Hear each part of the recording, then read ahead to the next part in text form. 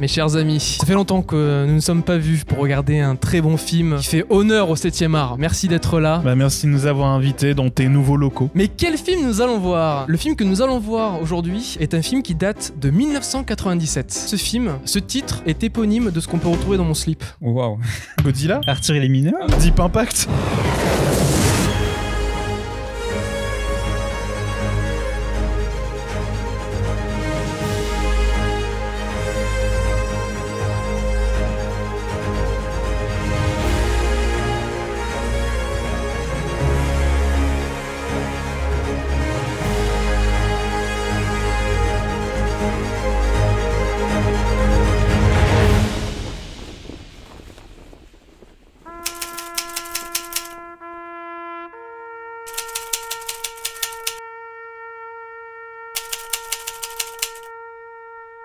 Voilà. Je peux vous donner un autre indice. Attention, ça peut être très rapide. Enfin, pas ce qu'il y a dans... Anaconda. Oh, putain. Est-ce que vous avez vu ce film quand vous étiez enfant ou plus récemment? Aucun souvenir. Juste de l'anaconda. Moi j'ai un petit souvenir, une petite scène qui m'avait trauma. Je pense pas qu'on va passer un agréable moment. Je pense qu'il faut dès à présent se dire que nous allons regarder un nanar. Ouais, c'est sûr. Qu'est-ce que ça donne Anaconda en 2024? Rendez-vous un film plus tard.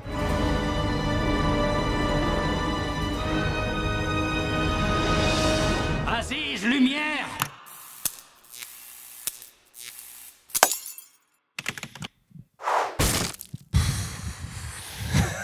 C'est ouf comme quoi il y a des films qui durent que 1h30, tu dis ça va passer vite et pourtant non, ça aspire ton âme. Il se passe rien pendant 50 minutes. Il faut attendre vraiment 3/4 d'heure pour avoir la première attaque de l'anaconda vers un humain. Et après, oui, t'as la scène finale où il enchaîne les attaques. Monster Kill.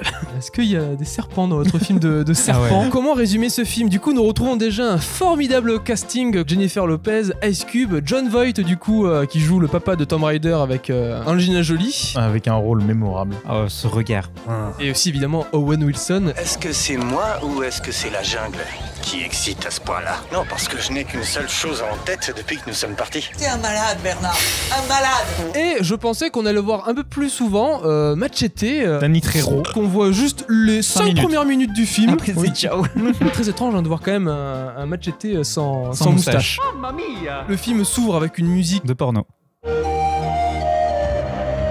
On suit une équipe de journalistes, de documentalistes qui veulent faire un documentaire sur l'Amazonie et sur une tribu. Leur documentaire les amène à aller du coup au cœur de l'Amazonie en bateau. Leur capitaine, c'est un certain Matteo qui les accompagne. Avec un aventurier joué par Eric Stoltz, celui qui devait jouer Marty McFly. Ah, c'est lui! C'est lui, oui. Okay. C'est lui qui devait jouer Marty McFly, qui a fait 2 ou 3 semaines de tournage. Ils ont fait ça marche pas. Dans ce film, il a pas pu vraiment montrer ses preuves parce qu'il se fait vite fait mettre KO et en fait il fait une Bilbon saké. Il dort tout le long du film et il se réveille à la fin. C'est quoi? Et Ludo, vous êtes dans un sale état là tous. Il y avait plus de personnes avant, c'est bizarre. Durant leur escapade sur la rivière, en fait ils font face à un bateau échoué. Ils récupèrent un échoué qui est interprété par John Voight, mais on sent qu'il y a quelque chose qui se trame dès la première seconde où ils montent sur le bateau. La musique te le fait comprendre, les cadres te le font comprendre. Le jeu d'acteur. Le regard. Le regard, toujours. Même quand il dort. Je pense que John Voight s'en battait les couilles du film. Dès qu'ils montent sur le bateau, en fait, tout part à volo. Les hélices du bateau, ils sont embourbés dans la rivière. T'as le héros, qu'on pensait être le héros du film. Il prend son masque à oxygène, il descend pour enlever les lianes. Ça se passe mal, il remonte. Et en fait, dans son masque, il y avait une guêpe mortelle. T'as le John Voight qui le sauve en faisant une trachétomie. Petit stylo dans la gorge, la porte. On se rend compte que John Voight, en fait, c'est un chasseur de serpents. Depuis le début, il voulait contourner leur chemin pour aller vraiment à l'antre du serpent. Il y a quelque chose sous l'eau. C'est exact. En fait, il veut vraiment chasser l'anaconda immense pour, du coup, la thune. Mais pareil, il récupère un trésor, on s'en bat les couilles du trésor. C'est quoi? Le trésor. En faisant le La détour, bifurcation on revient dans le lieu qu'on a vu au début du film. Machete. Où Machete du coup c'est sacrifié, Voilà. c'est suicidé parce que il y avait une présence malsaine. On se rend compte quand ils font le tour des lieux que Matteo, John Voight et Machete se connaissaient et ils étaient en fait du coup des chasseurs de serpents. Ils récupèrent une caisse, c'est vrai. Je crois qu'ils sortent juste la peau de serpent pour dire ouais en fait il y a un gros serpent dans la nature. C'est ma bite! C'est tellement mal filmé tout le film. Tout est mal filmé. Tu sais ma cicatrice que tu ne vois pas. Les anacondas ne mangent pas les gens. Oh non, et ça? Quand il y a les attaques d'Anaconda, c'est fait en 3D. C'était l'époque, mais quand même pour Non, l'époque. ce film est sorti 4 ans après Jurassic Park. Oui, c'est clair, donc vraiment, il n'y a pas d'excuse. T'as l'impression en fait qu'ils savent pas gérer les profondeurs. Quand l'Anaconda attaque, t'as l'impression qu'il enroule des gens qui sont 3 mètres plus loin. C'est mal incrusté et en plus de ça, ils utilisent beaucoup de maquettes. Mais alors déjà la maquette, elle est immonde. Ils mettent trop de temps à la filmer en fait. Et en plus, avant que le serpent attaque le premier homme, l'anaconda attaque une panthère. Avec un montage épileptique, sauf que il y a certains plans qui te restent en tête où on voit pareil la maquette de la panthère. Mais il filme plus les images de l'Amazonie. Et regarde, on a eu un budget hélicoptère. On a plusieurs cadres de l'Amazonie, mais sous plusieurs musiques différentes. Oh putain oui.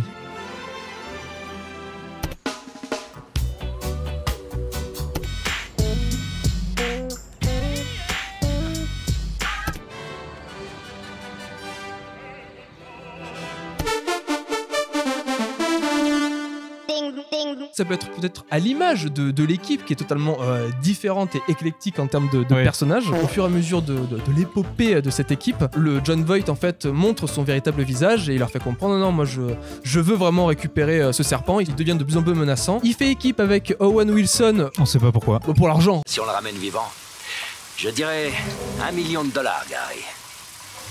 Switch de Ouais, personnalité mais switch en en une une nuit, nuit. quoi. Bah, dès qu'il a dit $1 million, Ok. Et ils te font la révélation de en fait c'est lui le méchant, tu fais non, Ah bon mais on tombe des nues. On soit bien d'accord, hein? C'est pas moi qui ai commencé! Mais en fait c'est lui le prédateur.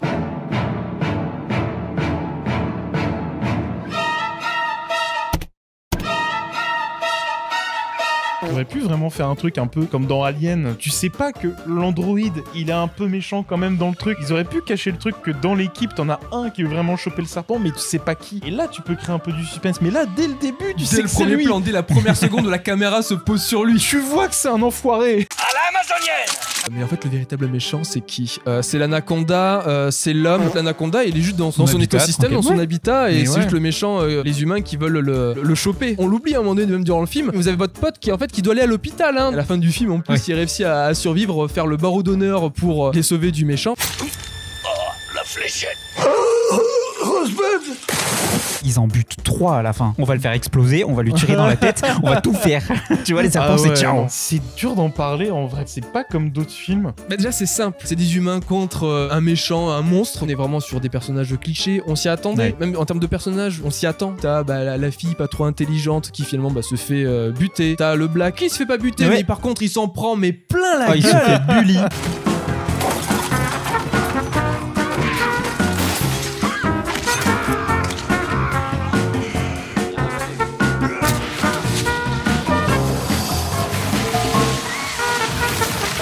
J'avais une scène qui m'avait marqué et un peu traumatisé, c'est du coup quand John Ah Voight se fait bouffer et vite fait recracher en fait par Oui. le serpent qui fait son petit clin d'œil là. Ah oui. Sa dernière action à mourir, c'est un petit clin d'œil de gros pervers quoi. Mais un truc qui me faisait trop marrer aussi, c'est que t'as des dialogues qui sont totalement mais débiles. T'as Jennifer Lopez qui embrasse l'acteur principal, qui n'est pas l'acteur principal, hein, mais en fait, avant de s'embrasser, il y a une scène romantique où ils font face à des lucioles. Et oui, en fait, la luciole femelle, elle éclaire plusieurs fois, alors que les mâles, c'est de très Ils longs sont clignotements. virils. Moi, j'ai cru que ça allait être un film de Chekhov où à un moment donné, vers la fin du film, ils allaient genre faire des éclairages pour se faire passer des Ah, messages c'est vrai. codés. En fait, pas du tout. C'était que du cul. La meuf, elle va dans son lit et elle éclaire avec une lampe torche. Et lui il est là. Pareil avec Gary et l'assistante sang là. Tu penses qu'ils sont attaqués par le serpent alors qu'en Ah, fait c'est un porc. ils ont tué Pumba. On m'appelle Monsieur Porc!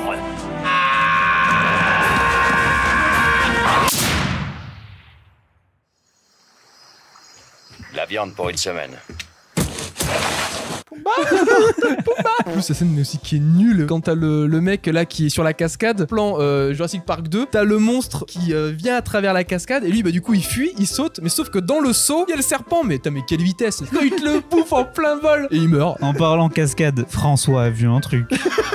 On a un plan large où en fait on voit le bateau reculer, donc tu comprends que le bateau part. Tu vois sur le côté gauche la cascade qui remonte. Le plan en reverse. Mais c'est ridicule. Ils ont plein de plans où le bateau il navigue. Pourquoi ils font ça? Ils ont oublié de filmer le départ du bateau. Bon, je trouve que c'est le seul moment qui est drôle du film. Pour un nanar, tu rigoles Non, quand même il y a un énormément. Il y a un autre truc. Là où il tue la meuf avec ses jambes. Ah oui, Le grand saut où il est attaché, il arrive à l'étrangler avec ses jambes. Ce saut. Il est resté assis pendant quasiment une journée. Tes jambes s'endorment. Comment tu peux Lui, il s'en bat retrouver les couilles. vraiment la flexibilité pour sauter et en plus avoir la force d'étrangler Bah ouais. quelqu'un quoi. Là où c'est con, c'est que normalement, alors je suis pas un expert dans le médical, mais elle aurait dû peut-être en premier lieu s'évanouir, Tomber, ouais, pas bah ouais. mourir d'un coup. Genre, il lui étrangle, genre.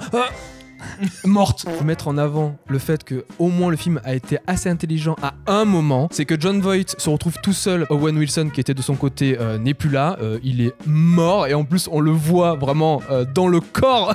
Ah oui. Dans le corps Ah oui, de dans l'anaconda l'eau. sous l'eau avec son visage. troisième moment drôle. Non, là où le film a été intelligent, c'est que voilà, il se retrouve tout seul et c'est vrai qu'il y a 3-4 personnes qui sont encore là, qui sont contre lui. Et toi directement, t'avais dit, bah, ils sont 4 contre lui, pourquoi ils se rebellent pas et qu'ils Oui. prennent le dessus sur le méchant quoi. Même s'il a une arme, ils peuvent se débrouiller. Et la scène d'après, ils ont pris le dessus. T'as Jennifer Lopez qui a joué de ses charmes et après du coup t'as Ice Cube et le présentateur qui l'ont attrapé. Faut mettre ça en avant pour parler de Ouais. l'intelligence de ce film, hein, mais si vous devez noter ce film, vous le noterez combien de 1 à 5 étoiles? 2. 1, franchement 1. Ah ouais, moi je mettrais 1,5. Ah ouais, 2? Ouais, parce qu'il y a un simili alien, il a quelque chose à donner, mais Tu te dis, ils auraient pu s'inspirer de The Thing, de Alien machin, ils auraient pu faire plein de trucs cool, mais Pas en faire des caisses avec le méchant Ouais. quoi, dès Ouais, le c'est début. c'est ça en fait. Ouais. Il casse tout le film et c'est ça qui est con. Y a pas de mystère. Ouais. ça apporte rien. Moi, ce que j'aime bien quand même, c'est qu'ils ont pas amené une aura un peu scientifique où tu ne Ouais. comprends rien, où ils cherchent une raison de trouver le serpent. Non, c'est juste un méchant qui est attiré par l'argent, un braconnier, et voilà. Le film est con, hein. Au moins, on se perd pas comme beaucoup de nanars sur un truc, un fond où tu ne comprends pas. T'as un truc, toute une thématique de la lutte de l'homme face à la nature, machin, et que lui veut surpasser la nature en affrontant un anaconda géant. Ils veulent la thune quoi. Merci beaucoup, à bientôt, abonnez-vous.